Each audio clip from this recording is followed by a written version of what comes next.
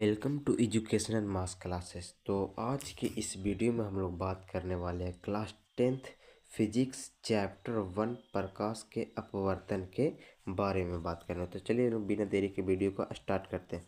प्रकाश के बारे में हम लोग जानते हैं। सबसे पहले प्रकाश होता क्या है उसके बारे में जानते हैं। तो प्रकाश प्रकाश होता क्या है, प्रकाश क्या चीज़ है, तो उत्तर इसका देखेंगे। प्रकाश एक ऐसा बाहरी भौतिकी कारक है। प्रकाश कैसा कारक है? भौतिकी कारक है जिसके उपस्थिति में हम लोग किसी वस्तु को देख पाते हैं। यानी जब प्रकाश रहता है, प्रकाश उपस्थित रहता है, तभी हम किसी वस्तु का जी करते हैं, देख पाते हैं। हम लोग जानते हैं प्रकाश के अगला कुछ पॉइंट। प्रकाश एक प्रकार का ऊर्जा है। प्रकाश एक प्रकार क्या है? ऊर्जा है। यह निर्वात में भी गमन करती है। जो प्रकाश होती है कहाँ पे भी गमन करती है? निर्वात में भी चलती है। प्रकाश कहाँ चलती है? निर्वात में गमन करती है। निर्वात में गमन करती है। तीसरी पॉइंट पढ़ते हैं।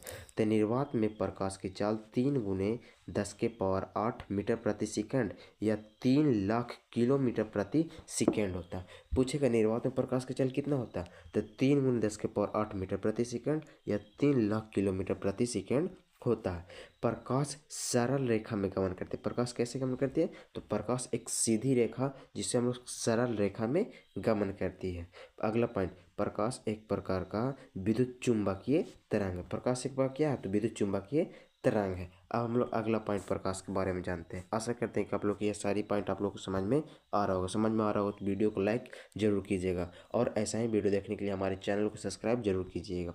चलिए हम लोग अगला पॉइंट देखते हैं। अगला पॉइंट बोल रहा है कि पृथ्वी वासियों के लिए, यानी जो पृथ्वी पर रहते हैं के लिए सबसे बड़ा स्रोत कौन सा होता है? सूर्य होता है। यानी पृथ्वीवासियों के लिए जो सूर्य प्रकाश का सबसे बड़ा स्रोत है वो कौन सा चीज़ है? तो सूर्य है जो पृथ्वीवासियों के लिए सबसे बड़ा प्रकाश का स्रोत होता है। अब हम लोग जानते हैं कि सूर्य प्रकाश को पृथ्वी तक पहुंचाने में 8 मिनट 20 सेकंड का समय लेता है। यानी जो सूर्य है वहाँ से पृथ्वी तक आने में सूर्य का प्रलाइट कितना मिनट लगता है? तो 8 मिनट 20 सेकंड लगता है। अब हम लोग अगली पॉइंट पढ़ते हैं। अगला पॉइंट क्या बोल रहा है?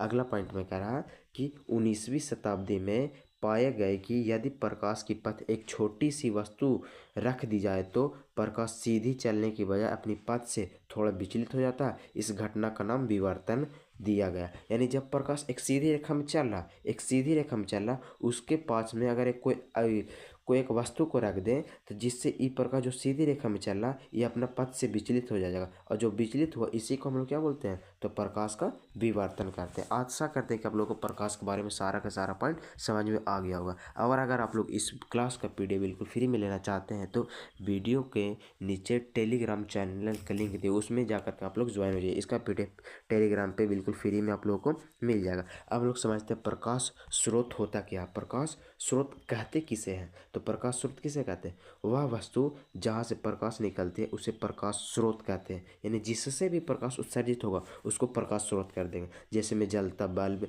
जलती हुई मोमबत्ती, जलती हुई दिया, ये सब का चाहिए तो प्रकाश का स्रोत है। यानी उस सबसे सारे से का चीज निकल रही है? प्रकाश निकल रहे। सूर्य सब का चाहिए प्रकाश का स्रोत है। जलता हुआ बल्ब, जलती हुई मोमबत्ती, लैंप, लालटेन, दिया इत्यादि ये सब का चाहिए सारा प्रकाश का स्रोत है। अब हम लोग अगले पॉइंट पढ़ते हैं। प्रकाश स्रोत के बारे में आशा करते समझ में आ गया होगा। अब हम लोग देखते हैं प्रकाश स्रोत 2 प्रकार के होते हैं। प्रकाश स्रोत कितने प्रकार के होते हैं? तो प्रकाश स्रोत 2 प्रकार के होते हैं। पहला प्रकाश का प्राकृतिक स्रोत, यानी जो हमको भगवान के द्वारा दिया, नेचर के द्वारा हमको दिया हुआ है। और दूसरी प्रकाश का मानव निर्मित स्रोत, यानी जिसको मानव के द्वारा बनाया गया है। यानी सबसे पहले देखते हैं प्राकृतिक स्रोत में कौन कौन सा आ जाए, तो सूर्य जो भगवान के यानी नेचर के द्वारा दिया गया, तारे, जुगनू इत्यादि ये सब कौन सा स्रोत है? तो प्राकृतिक स्रोत। ये सब प्राकृतिक से हम लोग प्राप्त करते हैं। अगला मानव के जो द्वारा निर्मित किए गए, तो लैंप, लालटेन, दिया इत्यादि ये सब मानव के द्वारा तैयार किया गया स्रोत है, जिसको हम लोग आज बोलते हैं मानव निर्मित स्रोत। आशा करते हैं कि आप लोगों को प्रकाश स्रोत के बारे में समझ में आ गया होगा। अब हम लोग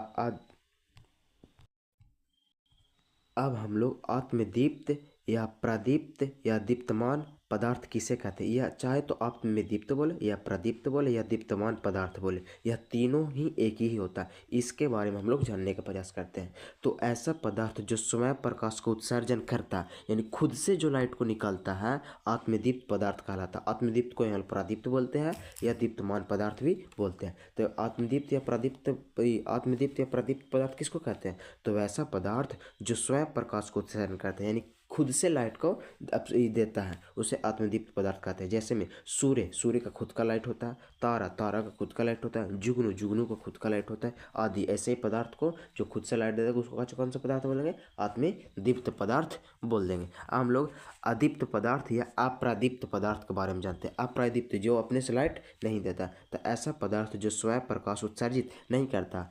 अप्रादीप्त में क्या चाहिए? जो प्रकाश को उत्सर्जित नहीं करेगा, जबकि प्रादीप्त में क्या हो रहा था? तो प्रकाश को उत्सर्जित कर रहा था, लेकिन प्रकाश उपस्थिति में दिखाई देता है। यानी अगर आपको लाइट वहाँ पे दिखेगा तो पदार्थ हमको दिखाई देगा। जैसे में चंद्रमा का कोई अपना लाइट नहीं होता, ये किसी अन्य स्रोत से लाइट पड़ता है, इसके बाद हमको चंद्रमा दिखाई देता है। अगला हम देखते हैं टेबल का भी अपना कोई लाइट नहीं होता, हम लोग किसी अन्य स्रोत से लाइट मारते हैं, उसके बाद हमको टेबल दिखाई देता है, कुर्सी आदि। ये सब कौन सा पदार्थ है? तो अदीप्त या अप्रादीप्त पदार्थ कहलाते हैं। आशा करते हैं कि अदीप्त और अप्रादीप्त पदार्थ में आप लोगों को समझ में आ गया। हम लोग प्रकीर्णन के बारे में जानते हैं।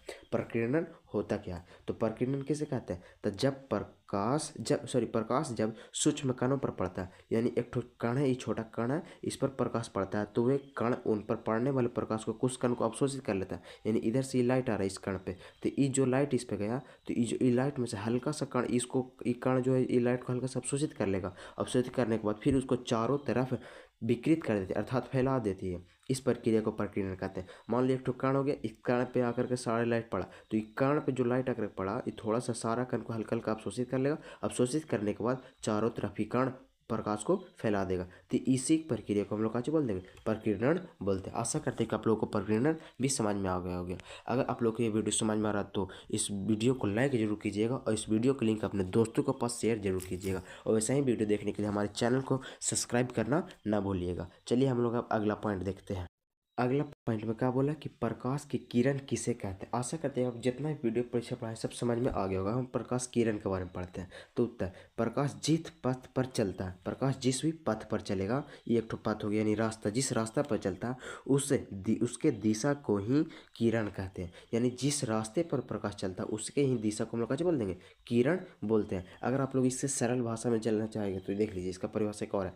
एक सरल रेखा में चलने वाले प्रकाश को किरण को प्रकाश क्या बोला जाता है? किरण कहा जाता है। यानी एक उस सरल एकदम सीधी रेखा में जो चलता है प्रकाश, उसी को हम लोग क्या बोलते हैं? किरण बोलते हैं। आशा करते हैं किरण आप लोग को समझ में आ गया होगा। हम लोग किरण के पढ़ने के बाद हम लोग किरण पुंज पढ़ते हैं। किरण पुंज किसको कहते हैं? किरण पुंज बोले या प्रकाश पुंज बोले, दोनों का क्या होता है? एक ही होता है। यह कितने प्रकार के होते हैं? यानी किरण पुंज किसे कहते हैं और यह कितने प्रकार के होते हैं? यह MVVI क्वेश्चन है। यह 2026-16 में पूछा गया हुआ क्वेश्चन है। हम लोग देखते हैं किरण पुंज या प्रकाश पुंज किसे कहते हैं। तो प्रकाश के किरणों के समूह को, यानी ढेर सारा सब किरण जा रहा, तो किरणों के समूह किरण पुंज या प्रकाश पुंज कहलाता है। यानी ढेर सारे जो किरण जा रही है इसको हम लोग किरण पुंज बोल देंगे, या तो फिर इसी को हम लोग क्या बोलते हैं? प्रकाश पुंज बोल देंगे। यानी किरणों के समूह को हम लोग किरण पुंज कहते हैं। हम लोग देखते हैं किरण पुंज कितने प्रकार के होते हैं। तो किरण पुंज कितने प्रकार के होते हैं? किरण पुंज, तो किरण पुंज 3 प्रकार के होते हैं। पहला समांतर किरण पुंज, दूसरा अभिसारी किरण पुंज, तीसरा अपसारी किरण पुंज। किरण पुंज कितने प्रकार के होते हैं? तो किरण पुंज 3 प्रकार के होते हैं। समांतर किरण पुंज, अभिसारी किरण पुंज, अपसारी किरण पुंज। समांतर किरण पुंज, अभिसारी किरण पुंज और अपसारी किरण पुंज देखते हैं। अब हम लोग देखते हैं समांतर किरण पुंज किसे कहते हैं। समांतर किरण पुंज किसे कहते हैं, पहला देखते हैं। किरण पुंज के 3 प्रकार, उसमें से पहला प्रकार समांतर किरण पुंज। तो ऐसा किरण पुंज जिसमें सभी किरणें आपस में समांतर होती है। सभी किरण कैसे होती है? एक दूसरे के समानांतर चलती है। जो सभी किरण जो रहते हैं एक दूसरे के समांतर होती है, उसे समांतर किरण पुंज कहते हैं। जैसा कि आप लोग को चित्र में दिखाया गया है, जैसा कि आप लोग चित्र में देख रहे हैं। अब हम लोग अभिसारी किरण पुंज के बारे में पढ़ते हैं। तो अभिसारी किरण पुंज किसे कहते हैं? तो ऐसा किरण पुंज जिसके सभी किरणें एक बिंदु पर आकर मिलता है। यानी जिधर से भी लाइट जाएगा सब कहाँ पे जाकर के मिलेगी? एक बिंदु पर आकर के मिलती है। तो इसको हम लोग कौन सा किरण पुंज बोल देते हैं? तो इसको हम लोग अभिसारी किरण पुंज बोलते हैं। समांतर में क्या होता है? सभी किरणें एक दूसरे के क्या चीज होती है? समांतर होती है। जबकि अभिसारी किरण पुंज में सारा किरण एक बिंदु पर जाकर के मिलती है। आशा करते हैं कि समांतर और अभिसारी आप लोगों को समझ में आया होगा। अब हम लोग किरण पुंज की तीसरी प्रकार अपसारी किरणपुंज के बारे में जानते हैं। अपसारी किरणपुंज किसे कहते हैं? तो ऐसा किरणपुंज जिनके सभी किरणें एक दूसरे से फैलती हुई प्रतीत होती है उसे अपसारी किरणपुंज कहते हैं। यानी एक ठो पॉइंट है, इससे सारी चारों तरफ किरण निकलते यानी फैलता हुआ प्रतीत होता है, इसी को हम लोग क्या बोलते हैं? अपसारी किरणपुंज बोलते हैं। अपसारी किरणपुंज में क्या होता है कि एक किरण से एक बिंदु से चारों तरफ किरणें निकलकर फैलती हुई चली जाती है, इसको हम लोग क्या बोलते हैं? अपसारी किरणपुंज।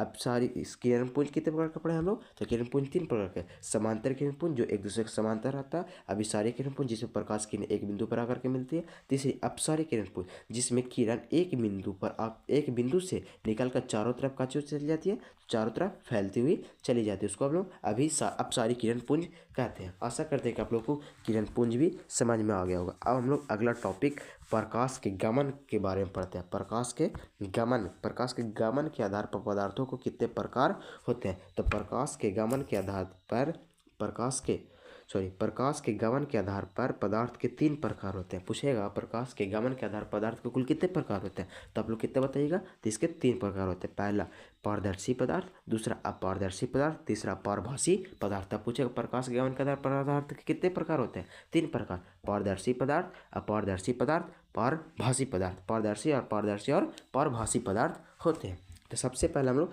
पारदर्शी पदार्थ के बारे में जानते हैं। पारदर्शी पदार्थ किसे कहते हैं? तो वैसा पदार्थ जिनसे प्रकाश की किरणें आसानी से पूर्णतः पार कर जाती है। यानी एक ठो ऐसा पदार्थ है जिससे अगर हम लोग प्रकाश मारेंगे तो ई साइड मारने पे ई साइड भी अगर प्रकाश निकल जाएगा तो इसको हम लोग कौन सा पदार्थ बोल देंगे? पारदर्शी पदार्थ। पारदर्शी से समझ में आ रहा है कि जिससे प्रकाश कच्चे हो सके पार कर जाए। जैसे मैं तुम लोग से पूछेगा तो कच्चे बताओगे? तो कांच हो गया, पानी हो गया, हवा हो गया इत्यादि, ये सबसे सब का चीज प्रकाश सब पार हो जाता है। अगर आप लाइट को मारिएगा तो एक छोर से दूसरे छोर प्रकाश चली जाएगी। अब हम लोग अपारदर्शी पदार्थ के बारे में पढ़ते हैं। अपारदर्शी पदार्थ किसे कहते हैं? अपारदर्शी पदार्थ तो ऐसा पदार्थ जिनसे प्रकाश की किरणें बाहर नहीं निकलती है। यानी अपारदर्शी पदार्थ में अगर हम लोग लाइट को मारेंगे तो पहला जिस छोर मारेंगे वही तरफ प्रकाश हमको दिखेगा, दूसरी तरफ हमको प्रकाश नहीं दिखेगा। अपारदर्शी पदार्थ कहलाता है। जैसे में ईंट, पत्थर, अगर एक मान लो एक ठो कोई पदार्थ है, इस पर अगर हम लोग लाइट को मार रहे हैं तो लाइट इस साइड नहीं जाता है, लाइट यही साइड इधर ही में लौट जाता है, इसको हम लोग कौन सा पदार्थ बोल देंगे? अपारदर्शी पदार्थ। आशा करते हैं कि आप लोग को पारदर्शी और अपारदर्शी समझ में आ गया होगा। अब हम लोग तीसरी प्रकार कौन सा? तो पारभासी पदार्थ।